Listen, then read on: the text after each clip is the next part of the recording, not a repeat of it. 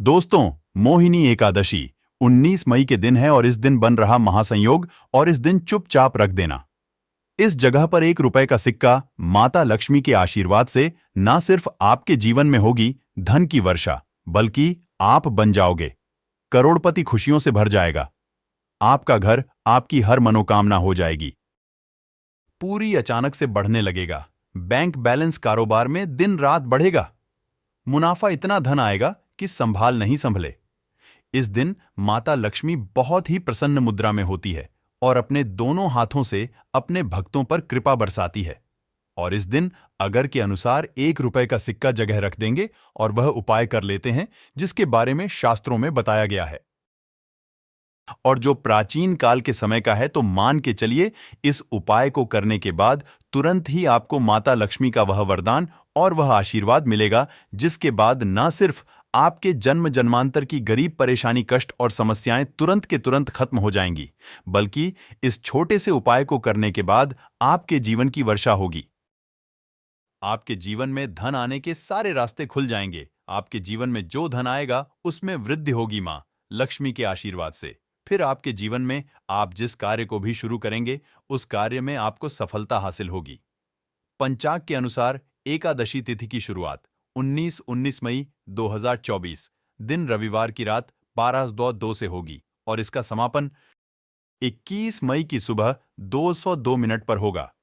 ऐसे में उदय अतिथि के मुताबिक इस साल यह व्रत 19 मई 2024 को रखा जाएगा।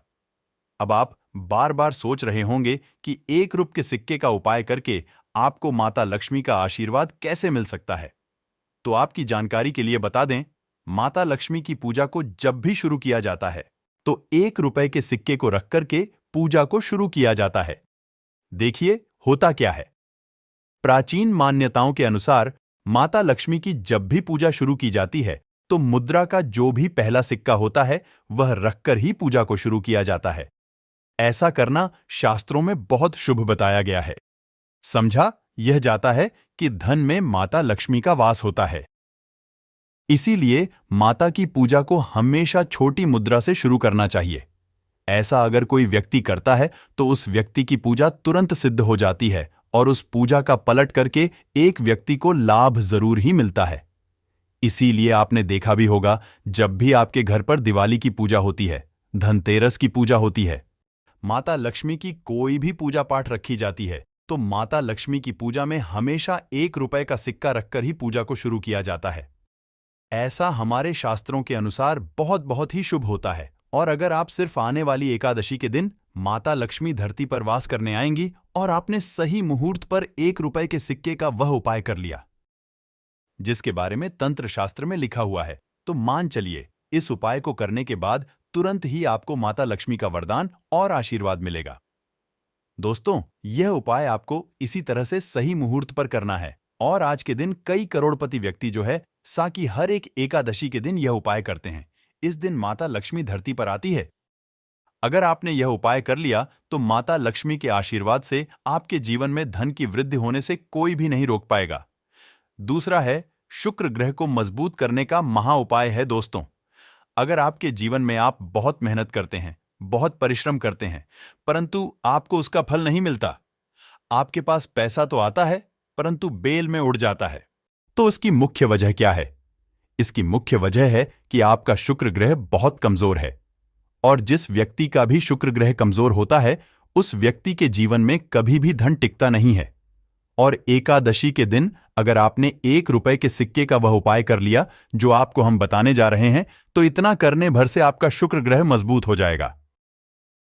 और दूसरी तरफ इस उपाय को करने के बाद आपका शुक्र ग्रह हमेशा आपका साथ देगा। आप यह उपाय एकादशी की शाम को करना है। शाम के वक्त आपको 2 1 रुपए के सिक्के लेना है। आपके घर पर जो भी पूजा घर है वहां पर आपको जाना है। इन दोनों सिक्कों को हाथ में पकड़िए। माता लक्ष्मी के सामने आपको एक घी का दीपक जलाना है और इन सिक्कों को हाथ में पकड़ने के बाद माता लक्ष्मी के बीज मंत्र का जाप 11 बार आपको करना है। 11 नंबर माता लक्ष्मी को बहुत ही ज्यादा प्रिय है जो बीज मंत्र है महालक्ष्मी। हम फिर से रिपीट रहे हैं दोस्तों, महालक्ष्मी, इस बीज मंत्र का जाप सिर्फ 11 बार आपको करना है। इन दोनों सिक्कों में एक सिक्का आपको अपने पर्स में हमेशा के लिए रखना होगा, दूसरे सिक्के तिजोरी या अलमारी में पूर्व दिशा में रख देना है। लाल कपड़े में लपेटने के बाद यह छोटा सा उपाय अगर आपने एकादशी के दिन कर लिया तो मान के चलिए माता लक्ष्मी की कृपा आप पर इस तरह से बनी रहेगी, जिसके बाद हमेशा आपका शुक्र ग्रह आपका साथ, क्योंकि शुक्र ग्रह का नियंत्रण माता लक्ष्मी के हाथों में होता है। और दोस्तों, यह दोनों सिक्के जिनको आपने हाथ में पकड़ा था माता लक्ष्मी के सामने, यह दोनों सिक्के अभिमंत्रित हो चुके हैं और यह सिक्के शुक्र ग्रह का साथ आपको इस तरह से दिला देंगे, जिसके बाद आपके जीवन में जो धन आएगा उसमें वृद्धि होगी। आपके जीवन में धन आने के रास्ते खुल जाएंगे, आपके जीवन से बेफिजल खर्ची खत्म हो, जिसके बाद आपकी आने वाली 7 पीढ़ी भी पैसों पर राज करे। तो बस एक छोटा सा उपाय आपको एकादशी के दिन करना है, जो आपको हम जा रहे हैं।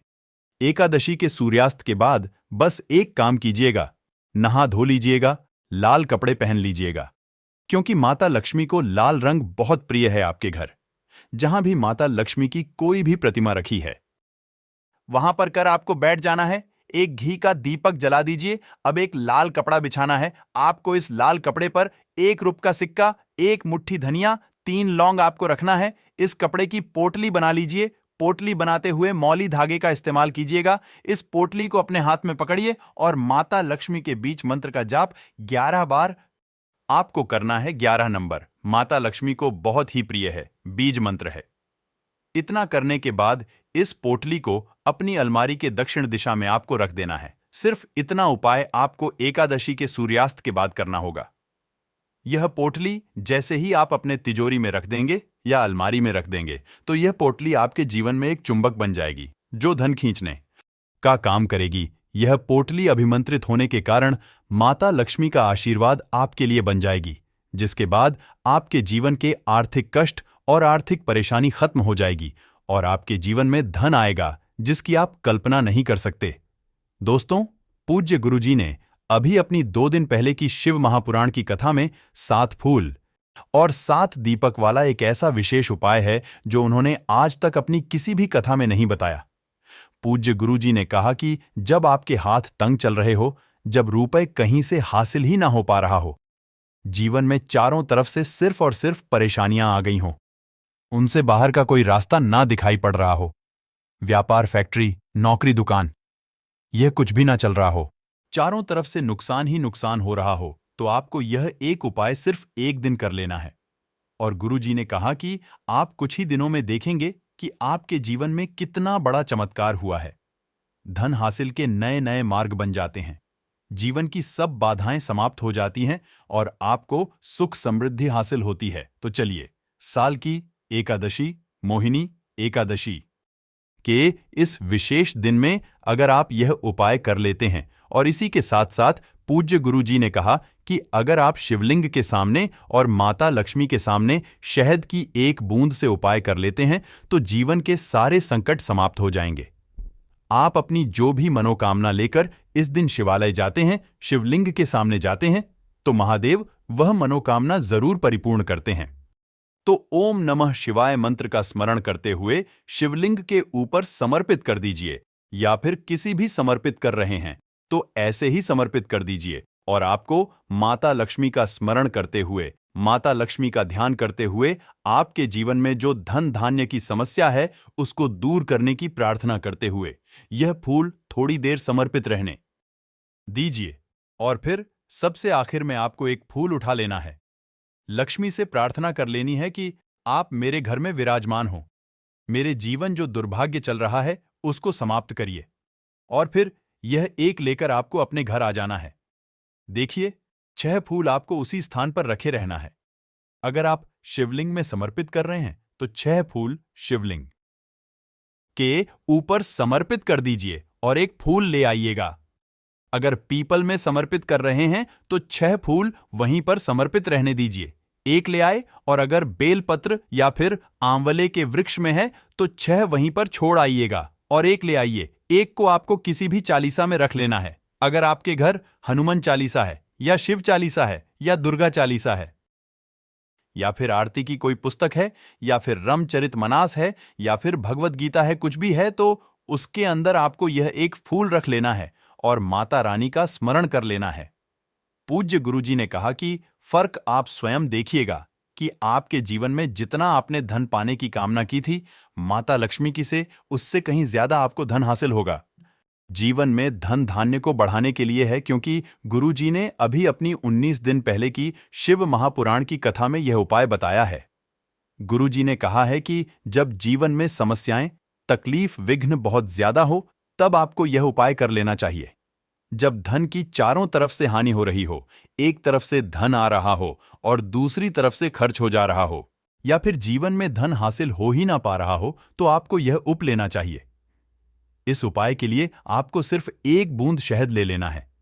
देखिए, यह भी आपको मोहिनी एकादशी के दिन में ही करना है और साल में सिर्फ 1 बार ही आप इस उपाय को करते हैं। देखिए, यह उपाय 2 जगह पर कर सकते हैं। अगर आप एकादशी के दिन माता लक्ष्मी की पूजा करते हैं तो उनके सामने भी यह उपाय कर सकते हैं, और अगर आप एकादशी के दिन शिवलिंग के सामने कोई पूजा करते हैं तो उनके सामने भी यह उपाय कर सकते हैं। पहले आप शिवलिंग वाले उपायों को समझ लीजिए। इसके लिए आपको एक बेलपत्र ले लेनी है। अगर के पास बेलपत्र है तो ले लीजिए, और नहीं है तो शिवलिंग के ऊपर छड़ी हुई बेलपत्र को उठाकर जल से शुद्ध करके फिर से उसका इस्तेमाल भी आप कर सकते हैं। बस आपको ध्यान रखना है कि यह बेलपत्र कहीं से भी कटी फटी नहीं होनी चाहिए। इस बेलपत्र में आपको 1 बूंद शहद लगा लेना है। बेलपत्र की चिकनी साइड में कहीं पर भी आपको 1 बूंद शहद लगा लेना है। चाहे पत्ती में लगा, चाहे बीच वाली डंडी में लगा लीजिए, जिससे डंडी में तीनों पत्तियां आपस में जुड़ी रहती हैं। चाहे तो उस डंडी में लगा लीजिए या ऊपर वाली, कहीं पर भी आपको 1 बूंद शहद लगा लेना है, और यह बेलपत्र आपको शिवलिंग के ऊपर समर्पित कर देनी है और महादेव से अपनी धन की समस्या को दूर करने के लिए प्रार्थना कर लेनी है। और अगर आप माता लक्ष्मी के सामने कर रहे हैं तो आपको एक पान का पत्ता ले लेना है और इसके ऊपर 1 बूंद शहद लगा देना है, और यह फिर माता रानी को भोग स्वरूप कर देना है और माता रानी से, यानी माता लक्ष्मी धन धान्य की समस्या को समाप्त करने के लिए प्रार्थना कर लेनी है। पूज्य गुरुजी ने कहा कि इस एकादशी में आप यह उपाय करिएगा और अगले साल तक कुंवर भंडारी आपके धन के भंडार स्वयं भर देंगे।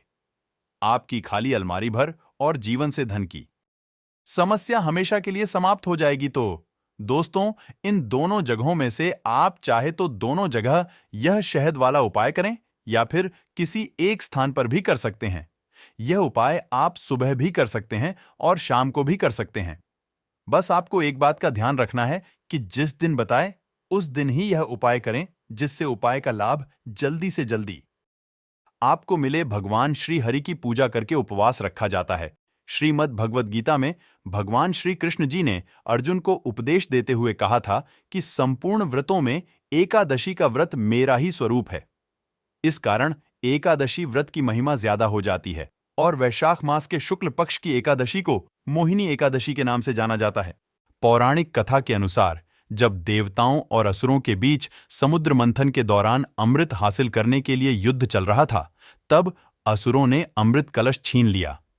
तब देवताओं को बचाने के लिए भगवान श्री विष्णु ने मोहिनी का रूप धारण किया और अपने मनम मोहक सौंदर्य से को मोहित करके उन्हें अमृत पिलाने से रोक दिया, और तब देवताओं ने अमृत का पान किया और देवताओं को अमृत की हासिल हुई और वे विजय हुए।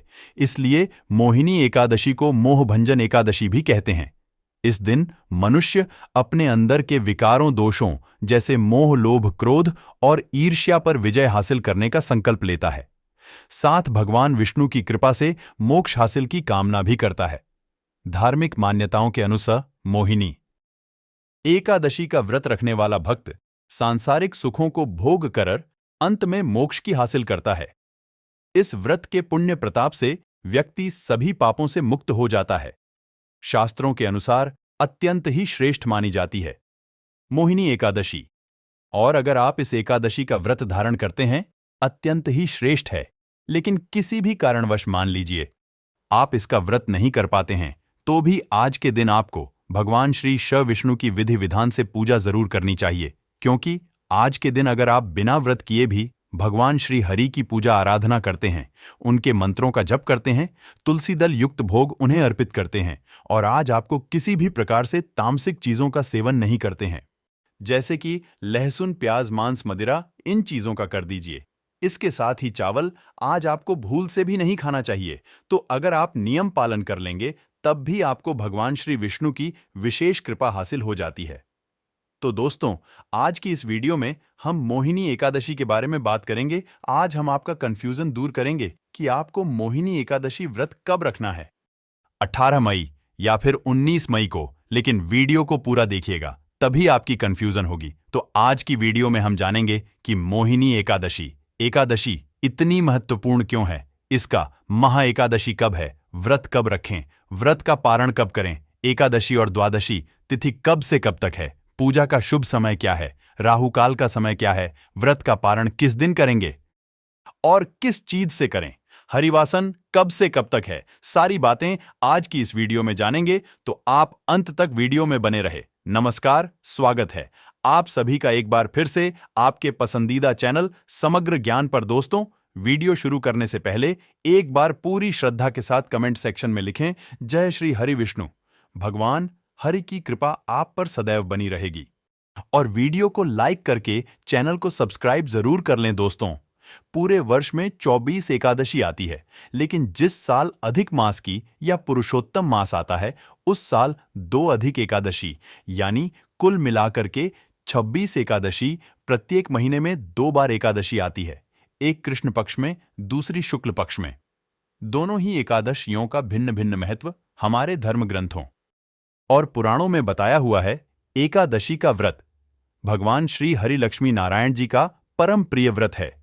एकादशी का व्रत करने से मनुष्य के कई जन्मों के पाप जड़ से नष्ट हो जाते हैं तथा उनके पुण्य का उदय होता है, जबकि जन्म जन्मांतर के पाप नष्ट हो जाते हैं। तभी उन्हें सांसारिक एवं भौतिक सुखों की हासिल होती है। कृष्णा पक्ष में आने वाली एकादशी में व्रत करने से पूर्वजों और पितरों का आशीर्वाद हासिल होता है। वंश की वृद्धि के साथ संतान सुख की हासिल भी होती है। इसी प्रकार शुक्ल पक्ष को पड़ने वाली एकादशी को व्रत करने से पितृ मातृचय एकादशी करता रहता है। वह जीवन में कभी भी संकटों से नहीं घिर और उसके जीवन में धन और समृद्धि बनी रहती है। एकादशी व्रत के दिन चावल नहीं खाना चाहिए। इस दिन चावल को जीव के बराबर मानते हैं, क्योंकि शास्त्रों में धार्मिक मान्यता के अनुसार ऐसा समझा जाता है कि एक बार महर्षि मेधा ने यज्ञ में आए हुए एक का अपमान किया था, जिसके कारण मां दुर्गा नाराज हो गई और मां दुर्गा को मनाने के लिए महर्षि मेधा ने अपना शरीर त्याग दिया, जमीन में ढस गया। इससे मां दुर्गा प्रसन्न हो गई और महर्षि को आशीर्वाद दिया कि उनके अंग भविष्य में अन्न के रूप में उगेंगे। इस कारण एकादशी के दिन अन्न, चावल और जौ उगा। उस दिन एकादशी तिथि थी, इसलिए चावल को जीव समझा गया। यही है कि एकादशी के दिन चावल खाना नहीं खाना चाहिए। दोस्तों, एकादशी के दिन दान करना अच्छा समझा गया है वृत्ति। व्यक्ति को इस दिन सामर्थ्य के अनुसार वस्त्र, जल, आभूषण, आसन, पंखा और फल इत्यादि का दान करना चाहिए। मान्य है कि इस दिन जल से भरे कलश का दान करने से बहुत अधिक पुण्य हासिल होता है, लेकिन इस दिन चावल और आटे को दान करना इस दिन निषेध है। यह चावल और आटा अगले दिन द्वादशी के दिन दान करना चाहिए।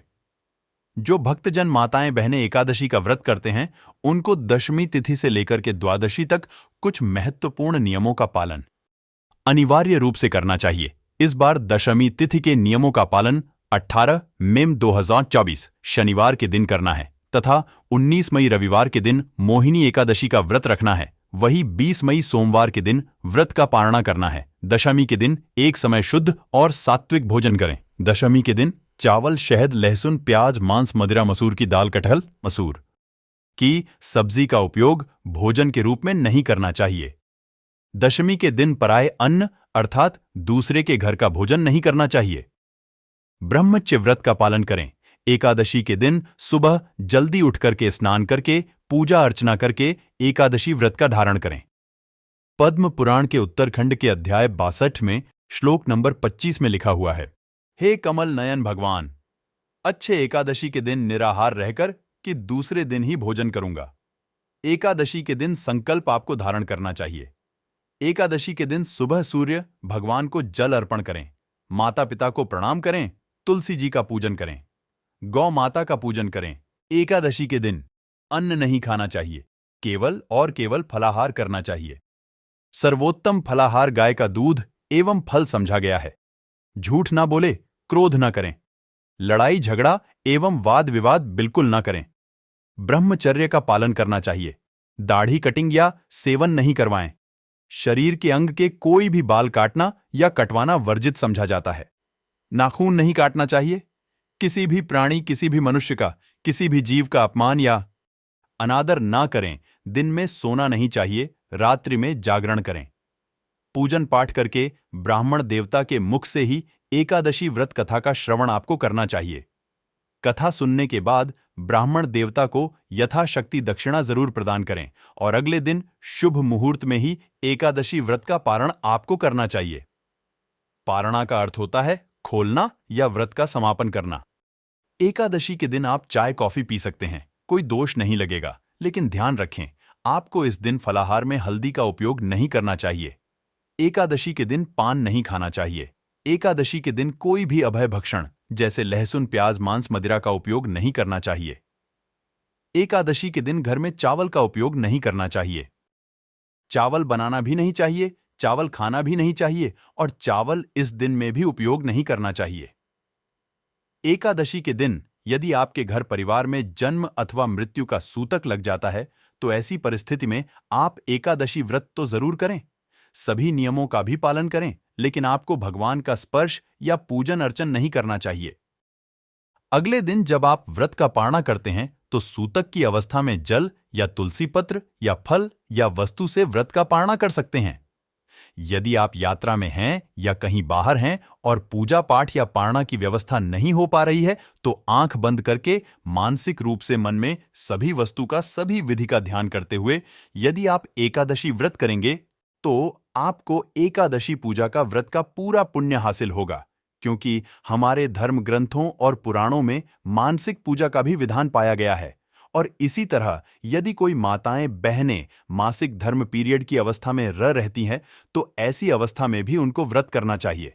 व्रत के नियमों का भी पालन करना चाहिए, लेकिन उनको भगवान का स्पर्श या पूजन अर्चन नहीं करना चाहिए। साथ ही जो माताएं, बहनें गर्भ अवस्था में है, गर्भवती है, तो उनको अपने बालक का, अपने शिशु का, गर्भस्थ बच्चे का ध्यान रखते हुए ही एकादशी करना चाहिए। अच्छी प्रकार से फलाहार करके वह व्रत कर सकती है, लेकिन कोई भी इस दिन गलत काम ना करें। किसी भी प्रकार का पाप कर्म बिल्कुल ना करें। सभी तरह से आपको अच्छे मन से, पवित्र अवस्था से एकादशी व्रत का नियम विधि विधान से पालन करके ही करना चाहिए। अगर जाने अनजाने में आपसे कोई त्रुटि हो जाती है, गलती हो जाती है, तो प्रभु से आप क्षमा याचना जरूर कर लीजिएगा। प्रभुत्व, कृपा निदान ही दयालु है, आपको क्षमा जरूर ही प्रदान करेंगे। आइए अब जानते हैं एकादशी तिथि कब से प्रारंभ है, शुभ मुहूर्त। लेकिन उससे पहले अभी तक का दोस्तों अपने वीडियो को लाइक नहीं किया है तो वीडियो को लाइक करके चैनल को सब्सक्राइब जरूर कर दें।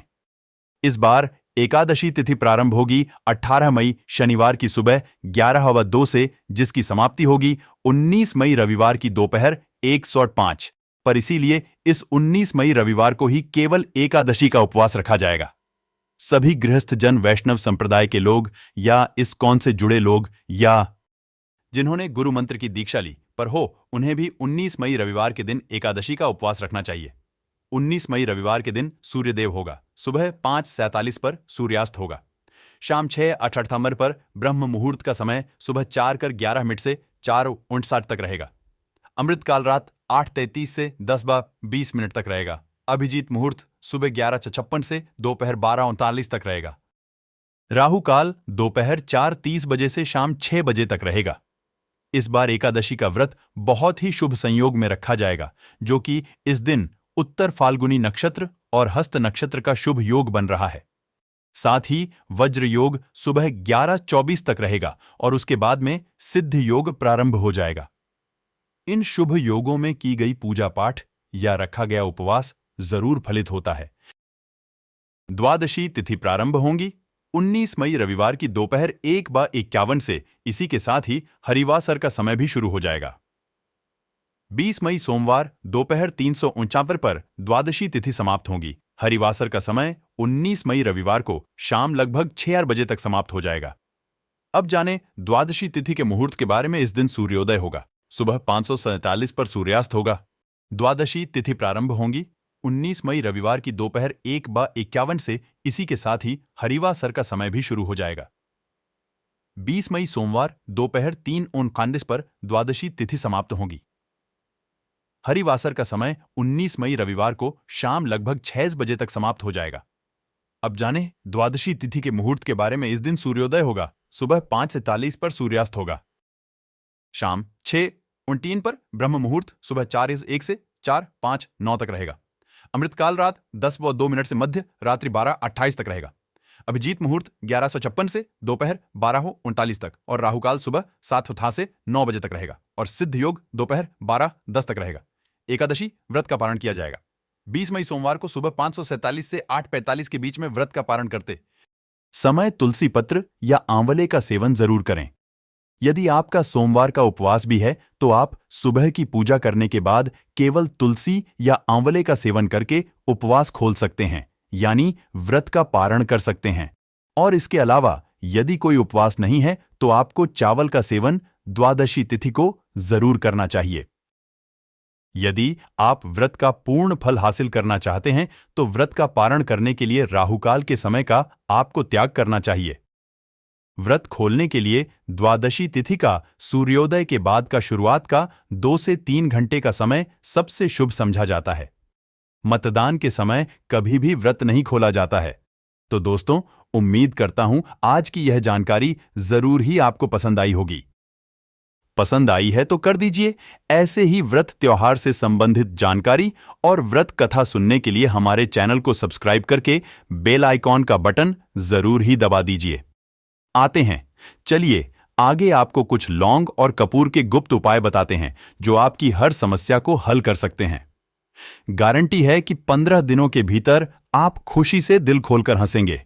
आज की इस वीडियो में हमने कपूर के कुल 12 उपाय बताए हैं जो पूज्य गुरुजी प्रदीप जी मिश्रा अपने कथाओं में अक्सर बताते रहते हैं। आज इस वीडियो में आपको 12 उपाय जानने को मिलेंगे और हर उपाय एक से बढ़कर एक हैं। बस कपूर का एक सा टुकड़ा आपको अपने घर में सही जगह पर रखना है, जिससे आपके में खुशियां ही खुशियां आनी शुरू हो जाएं। परंतु यह उपाय थोड़ा सा तरीके से करना है और एक सही टाइम पर करना है। कैसे करना है वह सब जानकारी आपको इस वीडियो में मिल जाएगी। हम सभी जानते हैं कि हर व्यक्ति दुनिया का, चाहे जो भी इंसान हो, जहां भी रहता हो, सबके घर में कुछ ना कुछ तरह की समस्याएं हैं। किसी के घर में कुछ है तो किसी के घर में कुछ है, चाहे वह बीमारी हो, धन की कमी हो, व्यापार नहीं चल रहा हो, कला होता हो, सुख समृद्धि में कमी आ गई हो, बच्चे की पढ़ाई अच्छी नहीं चल रही हो, तो हर परेशानी का उपाय आपको इसी एक वीडियो जाएगा। तो आपसे है कि इस वीडियो को पूरा देखिएगा और जो आपके दोस्त हो, जो आपके फैमिली मेंबर्स हो, उनको भी इसे शेयर करिएगा, क्योंकि उनको भी लाभ मिले और पुण्य का समझा एक बहुत अच्छी बात है। तो आपसे रिक्वेस्ट है कि इस वीडियो को पूरा देखिएगा और अगर चैनल पर नए हैं तो चैनल को जरूर सब्सक्राइब कर लीजिएगा और वीडियो में अगर आपके काम की जानकारी लगे, वीडियो पसंद आए तो एक लाइक कर दीजिए। तो चलिए जानते हैं कपूर के चमत्कारिक उपाय के बारे में। इस वीडियो में आपको कपूर के कुल 12 उपाय हम सभी जानते हैं कि कपूर एक उड़ने वाला पदार्थ है। अगर खुले में आप इसको रख देंगे तो वह उड़ जाएगा। और अक्सर हम पूजा में आरती के बाद आरती के समय इसको उपाय करते हैं, घर की दरिद्रता मिटाने के लिए और घर में सुख शांति और समृद्धि लाने के लिए हम इसका उपाय करते हैं। इसे जलाने से वातावरण में एक अच्छा सुगंध फैल जाता है और घर की नेगेटिव एनर्जी दूर हो जाती है और हमारे मन को शांति मिलती है। संस्कृत में इसे कर्पूर, हिंदी में कपूर और अंग्रेजी में कैंपर कहते हैं। तो पहला जो है, आपके घर में लड़ाई झगड़ा बहुत ज्यादा होता है, छोटी छोटी बातों पर ही गाली गलौज होने लगता है, परिवार रिश्ते भूल जाता है कि कौन बड़ा है कौन छोटा है। तो इसके लिए आपको क्या करना है, आपको एक कपूर का टुकड़ा ले लेना है, 1 पीस कपूर।